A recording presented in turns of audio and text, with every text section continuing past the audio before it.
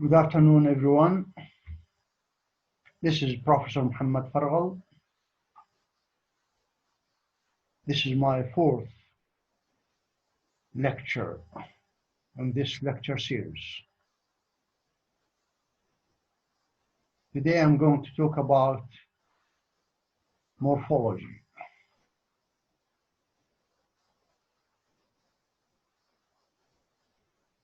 I'll be looking at three aspects of morphology in language.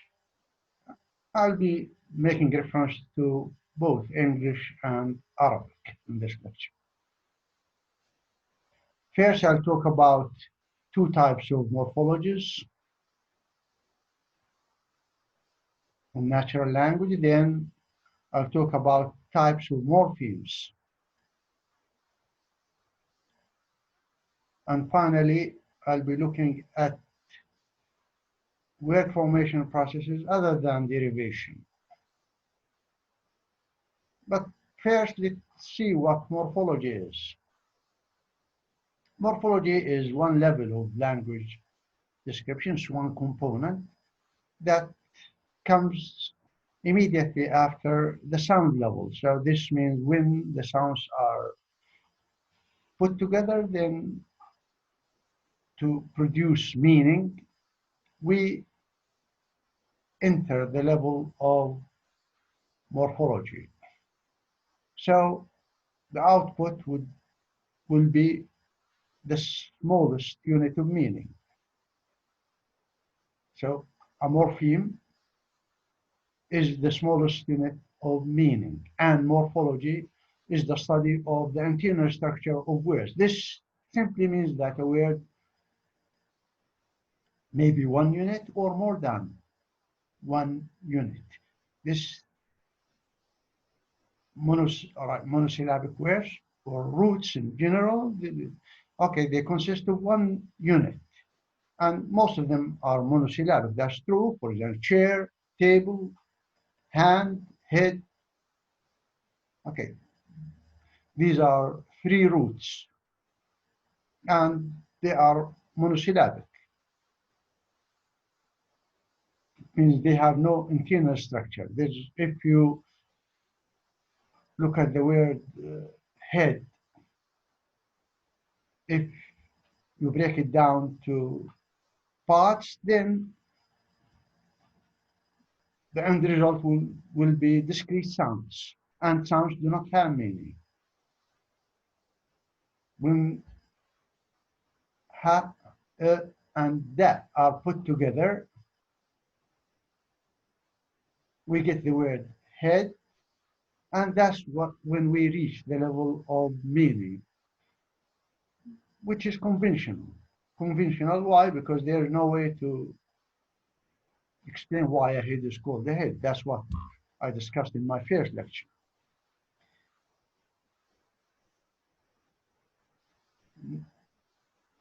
Now, if most words in English, as well as in Arabic, here we're talking about content words, they lend themselves to derivation. And when they do that, they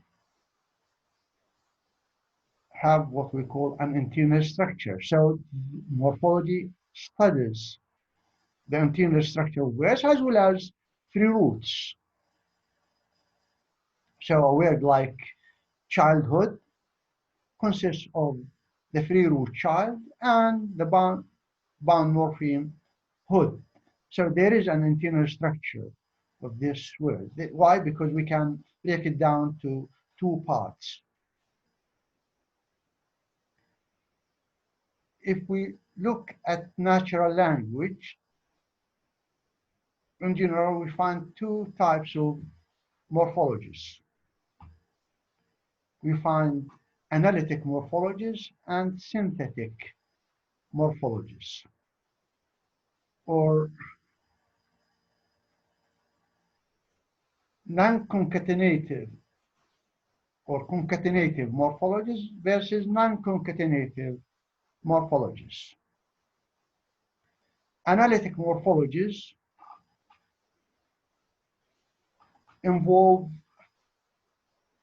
an internal structure of a word that can be broken down to separate parts, recognizable separate parts. That's why it's called analytic rather than synthetic. And English, for example, is analytic in nature when it comes to morphology. So English has an analytic morphology, a concatenated morphology. Why? Because if you want to derive a word from another word, from a root, then you'll have to use affixes.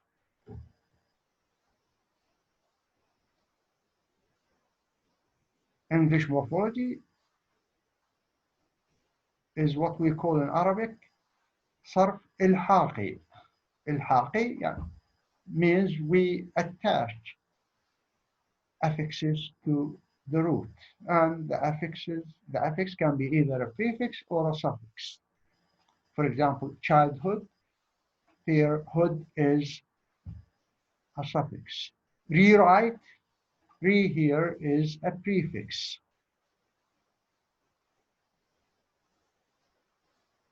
Antisocial, anti here is a prefix. Creation, shin here is a suffix. Okay, so this is what we mean by analytic morphology. The reference here is to the fact that the word can be broken down to separate parts.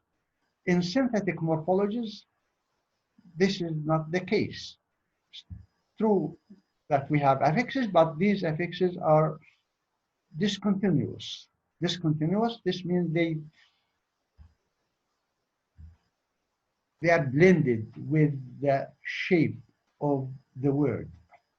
You cannot separate, you cannot break down the word to separate morphemes. For example, from the triconsonantal root kataba, kataba, for example, the citation form, we derive kitaba, katib, maktab, but none of these can be broken down to separate parts, separate morphemes. Why? Because when we derive the word, we change the shape of the word. And this is called circumfixation rather than suffixation or prefixation. Circumfixation means the shape of the word is changed. We change the word class of the word by changing the whole shape of the word. We just keep the triconsonantal root, but the shape of the word is no longer divisible or is not divisible into separate morphemes.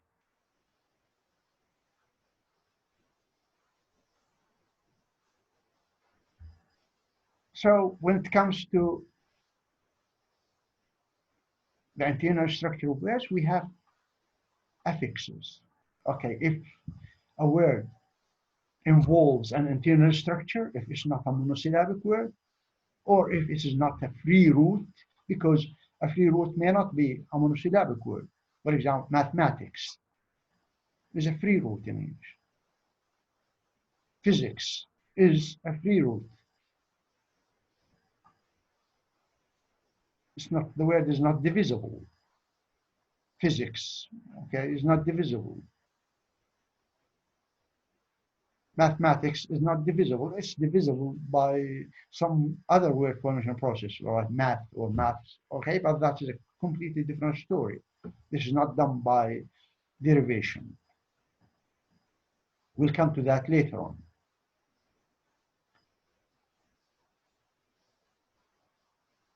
Affixation come in many forms. In English, basically we have what? In English we have prefixation and suffixation. In Arabic we add infixation and circumfixation. Infixation, when you put a morpheme in the middle of the word. And it is, all right, you know what it is. For example, in gemination, تشديد في اللغة العربية. Gemination. كتب, كتب. We double the consonant. Also said the ta here is an infix. Also we have vowel infixes. كتب, كاتب. By lengthening the vowel or doubling the vowel, we have a vowel geminus. So we have vowel geminus and consonant geminus. And both involve what? A morpheme. Why? Because the meaning of kataba is different from the meaning of kataba. The meaning of kataba is different from the meaning of kattaba. So here, the ta in kattaba and the vowel in kataba are morphemes, and they are infixes. Circumfixation refers to the fact that we have discontinuous kind of morphemes, and we can't even identify them. All right, for example, kitaba from kataba, from kataba, kitaba, the noun from kataba, okay, from the verb. Can we divide it into separate morphemes? We know that the word class has been changed from verb to noun, maktab or katib. Okay, katib, for example. All right. So it's not an infix alone, right? Why? Because katib, katibun, kataba, all right, so the case gets involved, and so we have more than one process. That's why it's not an infix, it's circumfixation. So the difference between synthetic morphologies and analytic morphologies is clear. Okay, in synthetic morphologies, in most cases, we cannot divide the word into separate units. Meaning the internal structure of the word is kind of blurred. In analytic morphologies, it's the opposite, all right? That's why, because the internal structure is quite straightforward, all right? We can, for example, the word creativity, we can divide it into separate units. Create is the free root, iv is an affix, and it is another affix. So this word creativity consists of a free root and two affixes.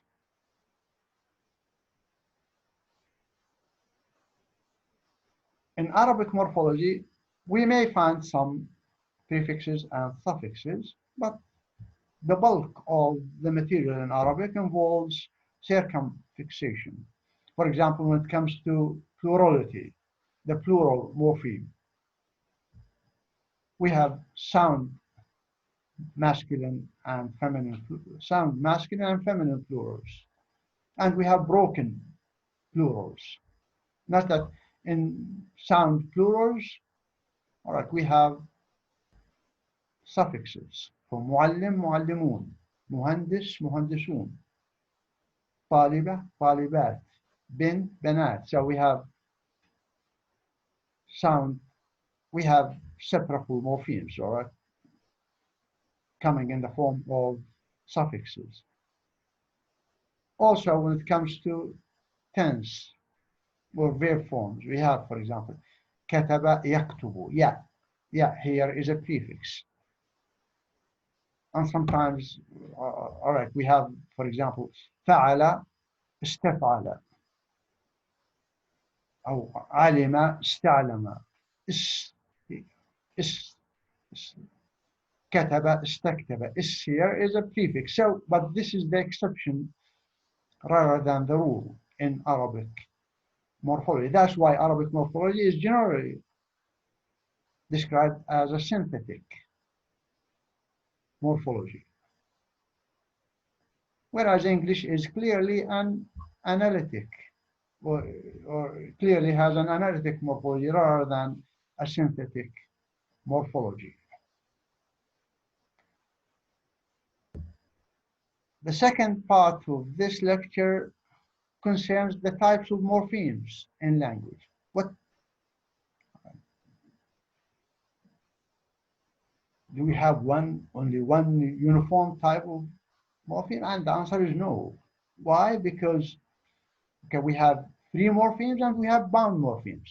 And free morphemes fall into two categories, and bound morphemes as well fall into two categories. They are different. So we have free functional morphemes and we have free lexical morphemes.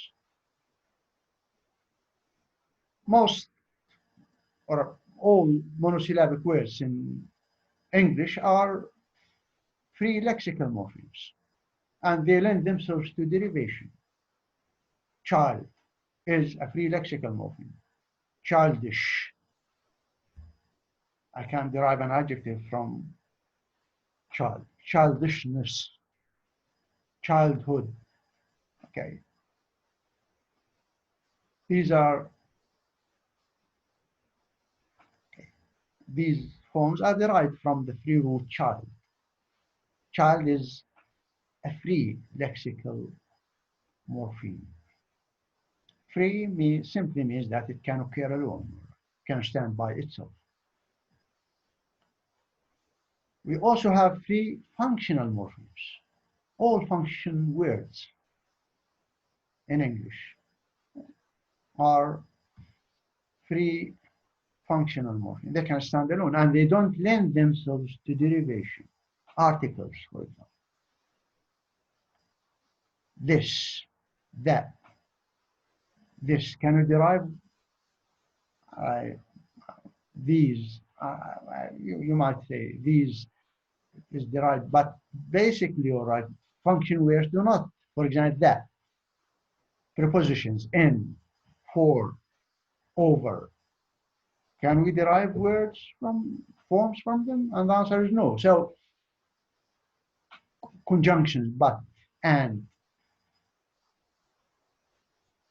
these do not lend themselves to derivation. So this is a key difference between free functional morphemes and free lexical morphemes. Free functional morphemes do not lend themselves to derivation, whereas free lexical morphemes do lend themselves to derivation. And this also applies to Arabic. Fi, for example, ala. Can we derive words from these function words? And the answer is no. But from a lexical word like the root kataba, I can derive many words for kitaba, maktab, katib.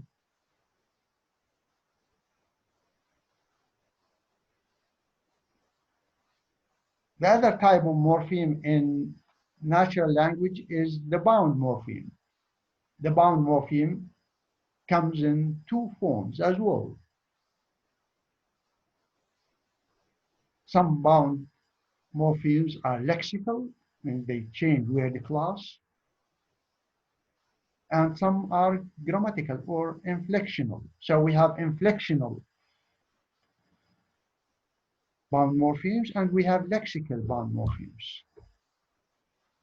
I have given examples of both without calling them inflectional and lexical. For example, child, we derive an adjective from child, childish.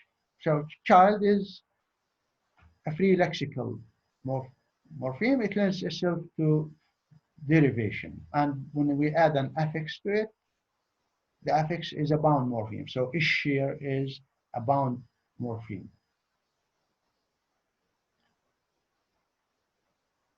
Inflectional morphology. So we have this is derivational morphology, and derivational morphology is so productive in English. All right, it's not this new. We have all right. Derivation is the most important word formation process in all human languages. Every word has, every content word or every lexical word has a family. Sometimes the family is a small one, sometimes it's a large one. Create, for example. Create has a large family. Create, creative, creativity, creature, creator, recreate. All these are members of the same family. They all derive from the same root. Whereas a word like child probably has a small family. Write in English has what? Writer, rewrite, writing, writable, writability. Okay, this is productivity, all right. If, for example, this can be pushed further, even though you can, using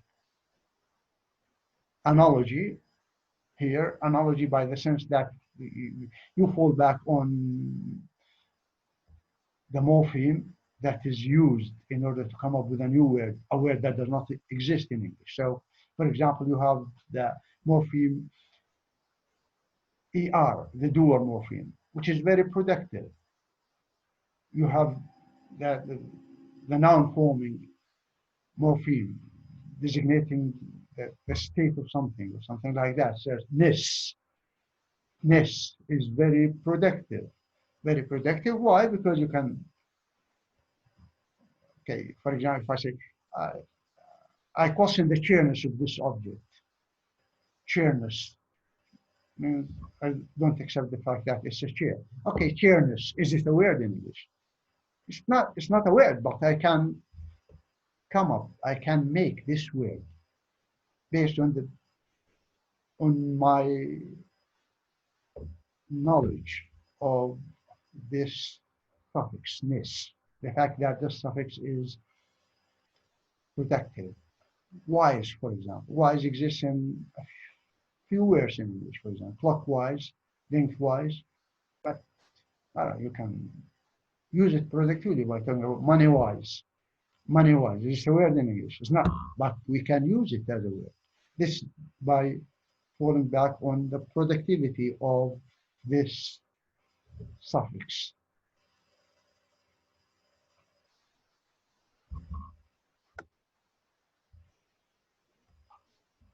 What about inflectional morphology? English inflectional morphology is kind of impoverished. It's not that complicated. Why? Because we only have 8 inflectional morphemes in English. We have what, the plural morpheme, the regular plural morpheme. We have the past tense morpheme, the past participle morpheme, the comparative, the superlative, the apostrophe. All right, the third person singular, the present participle. All right, these are. Okay, we only have 8 inflectional morphemes in English. Compared to Arabic, this is highly impoverished. Why? Because in Arabic we have lots of such inflectional morphemes. Why? Because agreement in Arabic is much richer. In Arabic we have gender agreement, we have number agreement, and we have case. Arabic is a case language. لغة إعرابية فيها إعراب. We have 3 cases. We have the nominative case, the accusative case, and the genitive case. جاء الولد إلى المدرسة. All right, جاء الولد. You have to use ضم. إلى المدرسة. You have to use the genitive case, الكسرة. So on and so forth. So Arabic is a case language, and case is part of inflectional morphology. Gender agreement and number agreement. Arabic is very rich in gender because every pronoun must be marked for gender, and every pronoun must be marked for number as well. This is not the case in English. So one sentence in English might out of context might translate into many sentences in Arabic. Should go there. Translates into عليك أن تذهب إلى هناك. عليك أن تذهبي إلى هناك. عليكما أن تذهبا إلى هناك. Notice that the verbs, they must agree. عليكن أن تذهبن إلى هناك. عليكم أن تذهبوا إلى هناك. So one sentence out of context can translate into many sentences in English. Why is that? That is because Arabic is very rich when it comes to gender agreement and number agreement. Gender agreement in English manifests itself only in the pronominal system, for example, in the contrast between he and she only. And number agreement in Arabic is, all right, has one more option, one more component. That is the dual form. So we have in English a noun is either singular, or a count noun is either singular or plural. In Arabic, a count noun can be either singular, dual, or plural.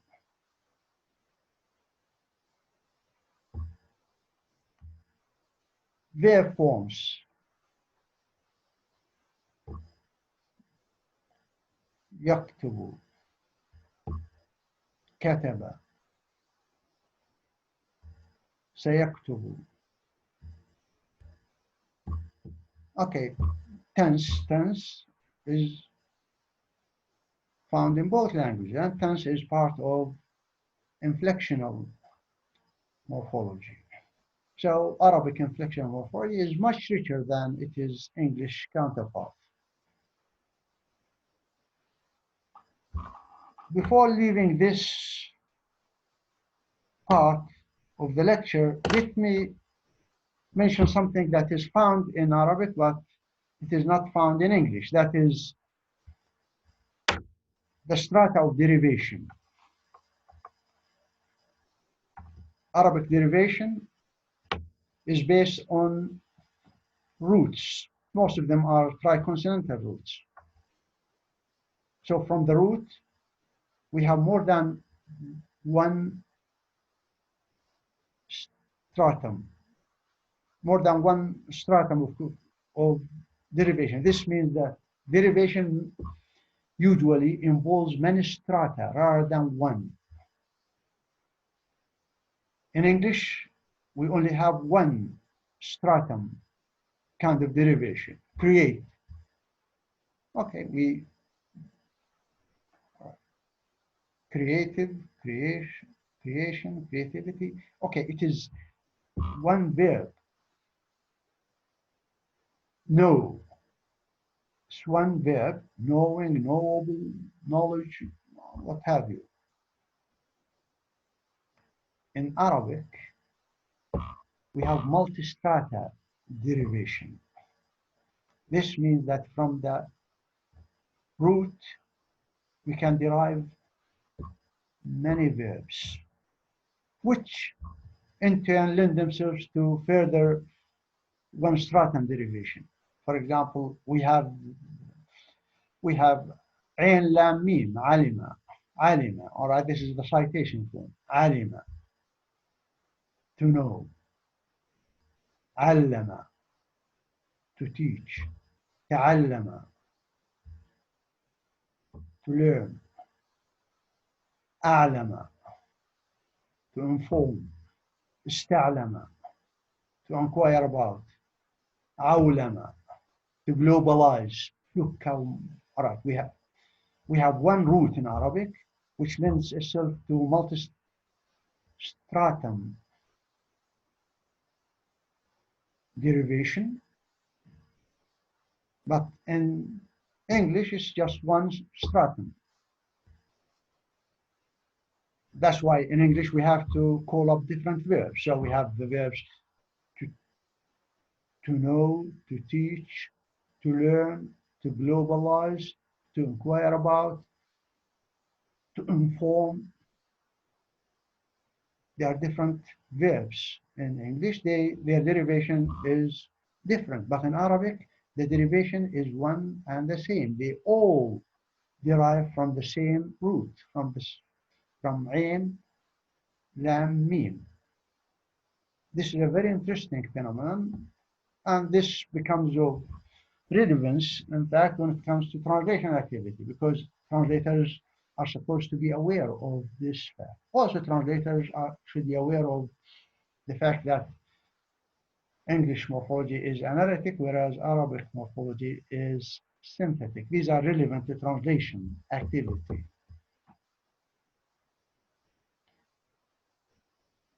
Okay, the last part of my lecture concerns word formation processes other than derivation.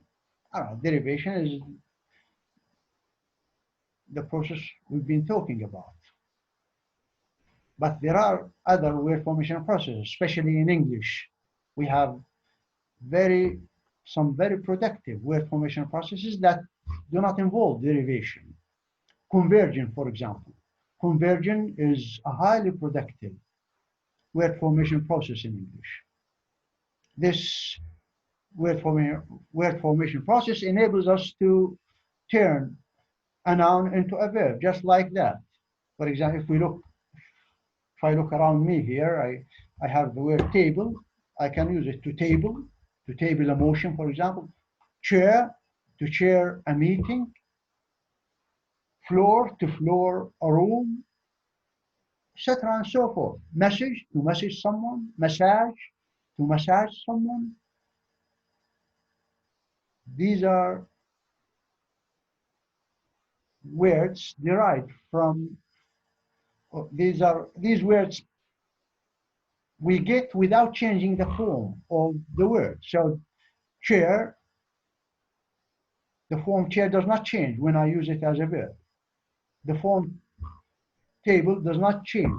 Message does not. So this is what we call conversion. So if there is no change in word form, we call this conversion. Notice that this word formation process is completely missing in Arabic. In Arabic, if you want to change word class, you have to change the form. There is no way you can change word class or the part of speech without changing the form. So again, this is very relevant to translation activity. Why? Because if you are translating from English into Arabic, you have to unpack these examples of conversion. To message someone, يبعث له رسالة أو يرسل له رسالة. Notice that you have to unpack. To tree, for example, the dog. After a long chase, the dog treed the cat. Tree. All right, so how you can translate this? Okay, you have to unpack the meaning. So translators should be aware of this word formation process and the way it should be handled in translation activity. If you are translating from Arabic into English, okay, you have to compress rather than unpack.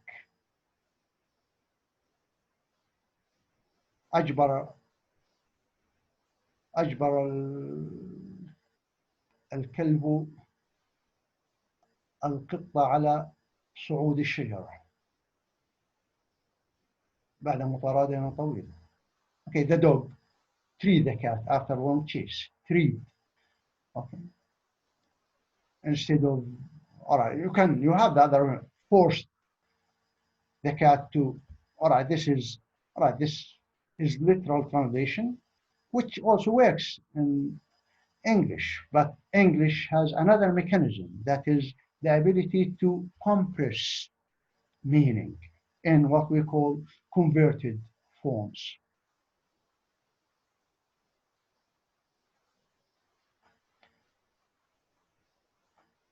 The next word formation process, which is also so productive, is compounding.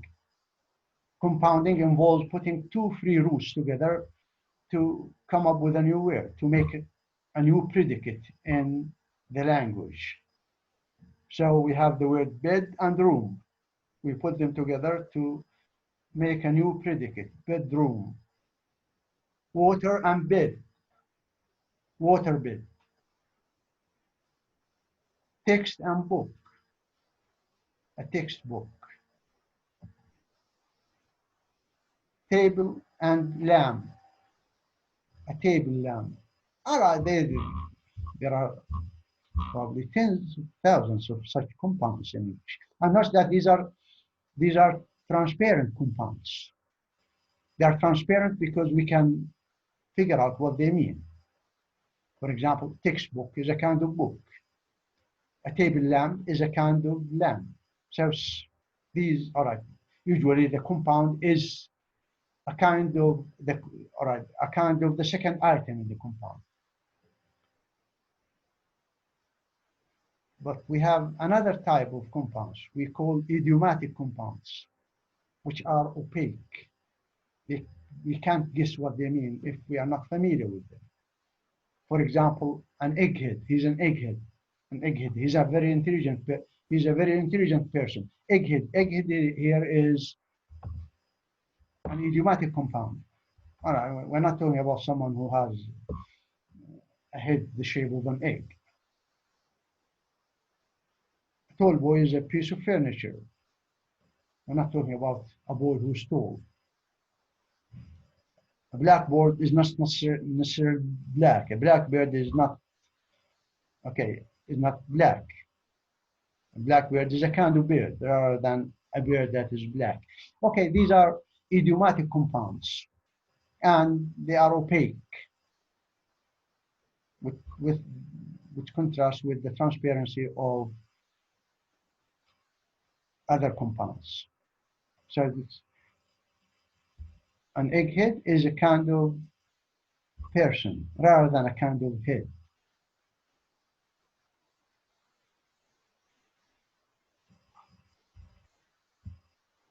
Lexical reduction is so familiar in English. There are many word formation processes in English which involve lexical reduction. We reduce the lexical material, clipping, in clipping. We use the first syllable, in most cases, to stand for the whole word. Clip forms. Bike for bicycle. Doc for doctor. Gym for gymnasium. Lab for laboratory, etc. and so forth. This word formation process involves lexical reduction and is called clipping. Another word formation process involving lexical reduction is blending. Blending, you take two parts from two words and blend them together to make a new word. That's why they are called blends. Smog. Smog comes from smoke and fog. So we talk about London being a smoggy city. Motel, from motor and hotel. Fantabulous, from fantastic and fabulous. Autocide. Autocide, this is if you decide to kill yourself by crashing your car, then this can be referred to as an autocide. Auto from automobile and side from suicide. In Arabic, we find few blends. The late Emil Habibi titled one of his novels Al-Mutasha'im, from Al-Mutasha'im wal-Mutafa'il, a blend.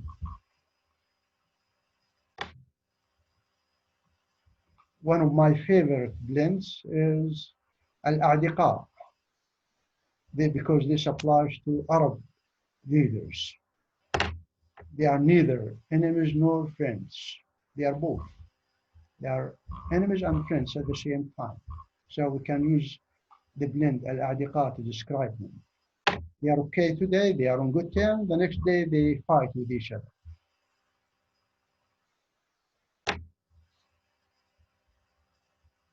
Blends are also very familiar in technical writing. Scientific terminologies, for example, كهرومغناطيسي, from kahraba and magnetis, all right? So such blends or compounds are very familiar in technical writing, in scientific terminologies.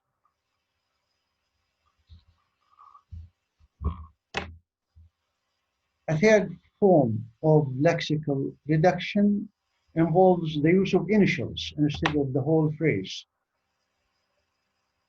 So, for example, we have the United States of America. We lexically reduce this to USA or just US. DNA, NATO, AIDS, all these are initials. And notice that in this word formation process, we distinguish two forms. Forms that are pronounced as words and forms that are pronounced as individual letters. So we have acronyms and abbreviations. If you pronounce the initials as one word or a word, then it is an acronym. For example, NATO is an acronym. AIDS is an acronym. DNA is an abbreviation. Why? Because the initials are pronounced as individual letters. USA, UK, UN, all right, all these are abbreviations simply because they are pronounced as individual letters. And the last word formation process that involves lexical reduction in English is back formation. Back formation involves cutting off the last part of the word in order to derive verbs, new verbs, verbs that do not exist in the language, but we get them through back formation. And I can give you some examples here. Televise from television. Laze, to laze, from laser. To attrit, from attrition. To peddle, from peddler. Or to hawk, from hawker. These are traditional examples, the last two. Okay, this is what we call back formation. Not that this we don't find this in Arabic. Even Arabic is not receptive to lexical reduction. So if you are translating from English into Arabic, most of these reduced forms would show in full in Arabic rather than in, okay, unless you borrow the reduced form as is. For example, AIDS is borrowed, but this is a borrowing rather than in Arabic it's a borrowing. In English it is an acronym, but in Arabic it's a borrowing. DNA also is a borrowing in Arabic, but it is an abbreviation in English.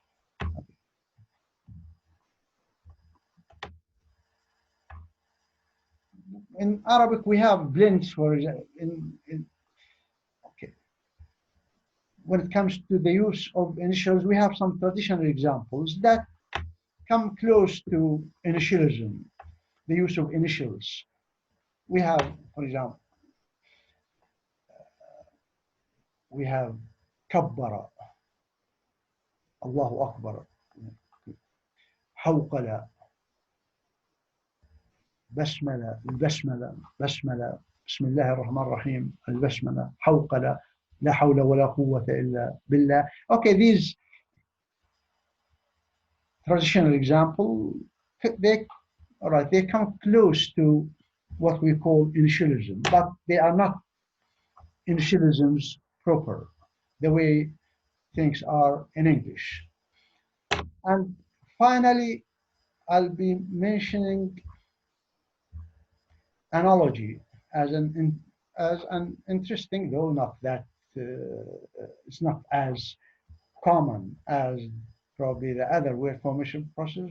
But before that, let me, all right, I have forgotten to mention coinage, which is an important word formation process in English. Coinage refers to words that enter the language from names, brand names, or personal names. Brand names like aspirin, nylon, plastic. All of these are borrowed into Arabic. So in Arabic, they are borrowings. In English, they are examples of coinage. Also, we have some words in English coming from personal names. Sandwich, for example, now it refers to a kind of food. Originally, it came, all right, it referred to a person. A person was called Sandwich, who was the first person to put food between two slices of bread. Okay. Boycott also was a British officer, and now we know what boycott means. In Arabic coinage, all right, coinage is not, all right, we have the things that might look like examples of coinage in Arabic are not, in fact, examples of coinage. They are borrowing. We borrow them. Brand names, for example. We borrow them. All right. Sandwich. This is a borrowing rather than a coinage in Arabic. We may find some examples of coinage, but they are very few. Right? For example, far'ana, from far'un. Far'un, you know who far'un is, and we have the word far'an. Hanbala, from the name Ahmad bin Hanbal. Hannafa, all right, in some diaries, in some vernaculars of Arabic. Hannafa means to frown upon someone or to be angry at someone. Okay, these are examples of coinage in Arabic, but they are very few. Right? So, and finally, we have the word formation we call analogy, which reflects two types here, which is we have folk etymology. Means deriving or making new words based on some false etymology. And the most familiar example here is the word hamburger. Hamburger, okay. Most people think that there's a break after ham. So this has to do with pork, ham. But in fact, it has to do with the German city Hamburg. So hamburger was a kind of sandwich made in Hamburg. It has nothing to do with pork, with ham. And based on this folk etymology, we have several words now. We order beef burgers, chicken burgers. You can go as far as falafel burger. Another interesting example is the word Watergate. Watergate refers to a scandal committed by Nixon, I think. But originally Watergate was the name of the building in which the scandal took place. And now, by analogy, we have several words. So you might have heard of Iran Gate, but definitely you have heard of Monica Gate. Monica, Bill Clinton's secretary. She had an affair with Bill Clinton, and it was referred to in the media as Monica Gate, and everyone knew this as Monica Gate. And probably there have been many shows featuring, okay, the name Monica. And some journals even went further than that by calling it zipper gate. Zipper gate. And you know what a zip is. All right, that's it for today. I'll see you in another lecture soon. Thank you very much. Goodbye.